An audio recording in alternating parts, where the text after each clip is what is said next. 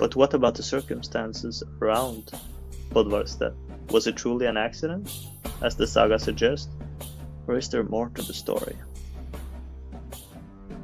We must remember that the sagas are not always objective historical accounts. They were written down long after the events they describe, and they often blend fact with legend.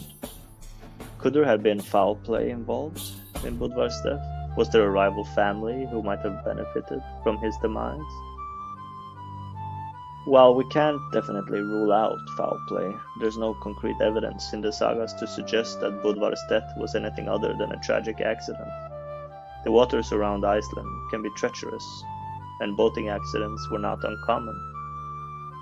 However, in a society where feuds and rivalries were commonplace, it's always possible that a seemingly accidental death could have been engineered.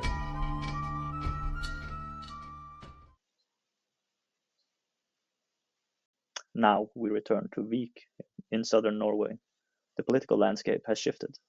Harald Greycloak and his brothers have taken over Norway after killing Håkon the Good. They are now trying to consolidate power.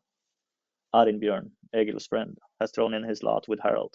Egil receives an invitation from his old friend Arinbjörn to come visit him. Egil, never one to shy away from an adventure and always loyal to his friends, accepts.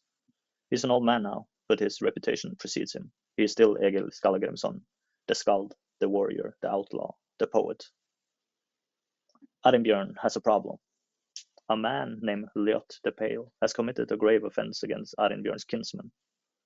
The saga doesn't give us all the details of the wrongdoing, but it is clear that it was serious enough to demand vengeance in the Viking sense of the word.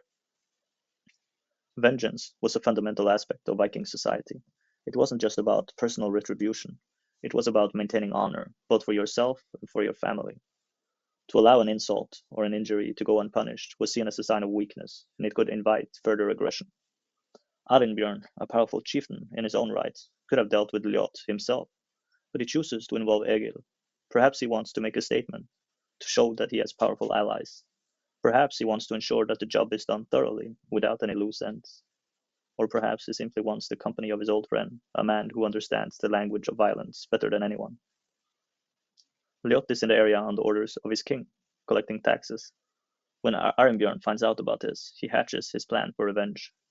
The plan is simple, brutal, and efficient. It's an ambush. They gather a force of men and wait for Ljot and his companions to sail into a narrow fjord. There, trapped between the steep cliffs and Arinbjörn's ships, Ljot will have nowhere to run.